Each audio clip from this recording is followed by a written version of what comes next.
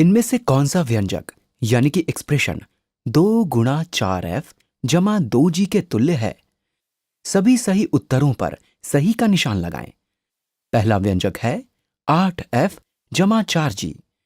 तो क्या हम इस व्यंजक को कुछ इस तरह से बदल सकते हैं कि उत्तर 8f जमा 4g आए? इसके लिए हम 2 का बंटन कर लेते हैं, यानी कि 2 को डिस्ट्रीब्यूट कर लेते हैं। तो ये हो जाएगा 2 गुणा 4f जमा 2 गुणा 2g, जिसे हल करने पर 8f जमा 4g आता है। इसका मतलब है कि ये व्यंजक इस व्यंजक के तुल्य यानी कि इक्विवेलेंट है। अब हम अगले व्यंजक पर नजर डाल लेते हैं।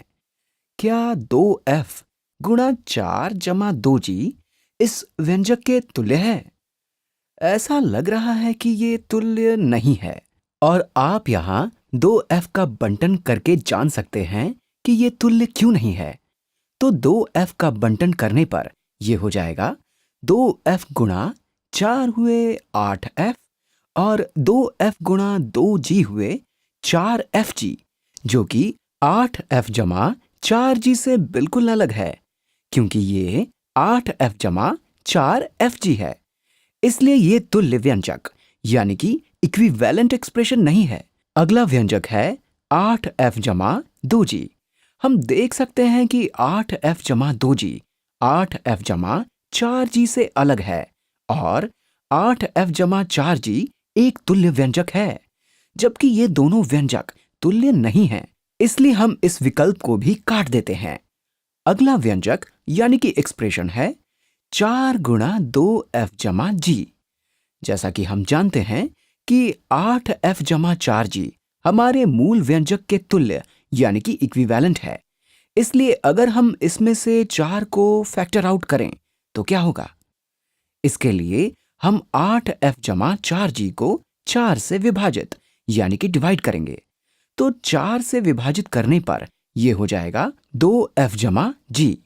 और हमें केवल 4 से विभाजित ही नहीं करना है, हमें 4 से गुणा भी करना है, ताकि व्यंजक का मूल मान ना बदले। तो यहां हमने इस व्यंजक को 4 से विभाजित और फिर गुणा किया है। इससे इसके मूल मान में कोई बदलाव नहीं हुआ है। या आप ऐसे भी कह सकते हैं कि हमने 4 को अनडिस्ट्रीब्यूट किया है, इसलिए 4 गुणा 2f जमा 4g निश्चित रूप से 8f जमा 4g के समान है। और हम जानते हैं कि 8f जमा 4g हमारे मूल व्यंजक के समान है। और आप इसकी जांच करने के लिए 4 का बंटन कर सकते हैं, यानी कि 4 को डिस्ट्रीब्यूट कर सकते हैं। इसलिए ये व्यंजक यानी कि एक्सप्रेशन भी सही है। आइए इसी तरह के कुछ और प्रश्न करें। x जमा x का तुल्य व्यंजक यानी कि इक्विवेलेंट एक्सप्रेशन बनाने के लिए रिक्त स्थान भरें। यहां पर 3x है। यहां चर यानी कि वेरिएबल x 3 बार गुणा हो रहा है, इसलिए यह हो जाएगा 3x। और यही इस प्रश्न का उत्तर है। आइए इसी तरह के और प्रश्न करें। इनमें से कौन सी व्यंजक यानी कि एक्सप्रेशन 6l जमा 5m घटा 3n के तुल्य यानी कि इक्विवेलेंट है? सभी सही उत्तरों पर सही का चिन्ह लगाएं। पहले व्यंजक को देखिए।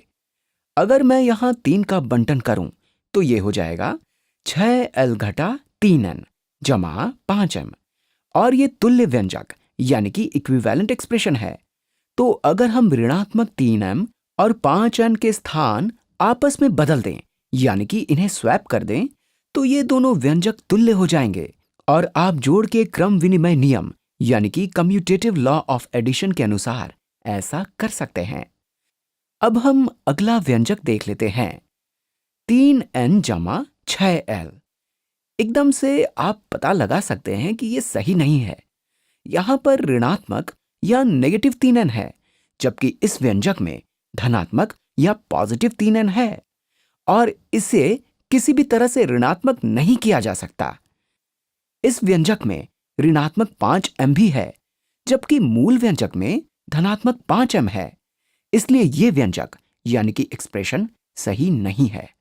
अगले व्यंजक में 5m धनात्मक यानी कि पॉजिटिव है, और इसके बाद 6l घटा 3n है। ये कोष्ठक यानी कि पैरेंथेसिस ये दर्शाते हैं कि हम कौन सी प्रक्रिया पहले करेंगे, लेकिन वास्तव में हम इस व्यंजक में कोष्ठक हटा सकते हैं और इससे व्यंजक यानी कि एक्सप्रेशन का मान नहीं बदलेगा।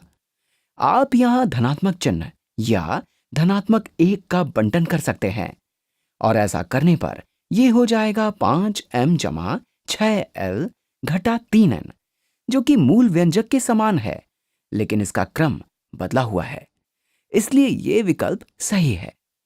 हम यहां सही का चिन्ह लगा लेते हैं। अगले व्यंजक पर नजर डाल लेते हैं। अगर आप इसमें 3 का बंटन करें तो ये यहां 3m हो जाएगा। मूल व्यंजक में 6l है जबकि यहां 5l है, इसलिए ये व्यंजक भी सही नहीं है। आइए एक और प्रश्न करें। अगर हम व्यंजक 2 गुणा कोष्ठक में a जमा 2b में कोष्ठक यानी कि पैरेंथेसिस को अनदेखा कर दें तो आप एक और व्यंजक 2a जमा 2b लिख सकते हैं। क्या व्यंजक 2a जमा 2b व्यंजक 2 गुणा कोष्ठक में a जमा 2b के तुल्य यानी कि इक्विवेलेंट है? तो यहां बताया गया है कि अगर गलती से कोष्ठक ना लगाया जाए तो व्यंजक 2a जमा 2b प्राप्त होता है। क्या ये सही है? और इसका उत्तर पता लगाने के लिए आपको समझना होगा कि हम यहां केवल a को 2 से गुणा नहीं कर रहे हैं, हम a जमा 2b को 2 से गुणा कर रहे हैं। 2 का बंटन करने पर यह हो जाएगा 2 गुणा a जमा 2 गुणा 2b, जिसे हल करने पर 2a जमा 4b आता है। इसलिए हम यहां कोष्ठक यानी कि पैरेंथेसिस को अनदेखा नहीं कर सकते। 2a जमा 4b 2a जमा 2b से बिल्कुल अलग है। तो क्या ये दोनों व्यंजक यानी कि एक्सप्रेशन तुल्य हैं? जी नहीं, यहां पर गलत गणना की गई है। ये दोनों व्यंजक तुल्य यानी कि इक्विवेलेंट नहीं है।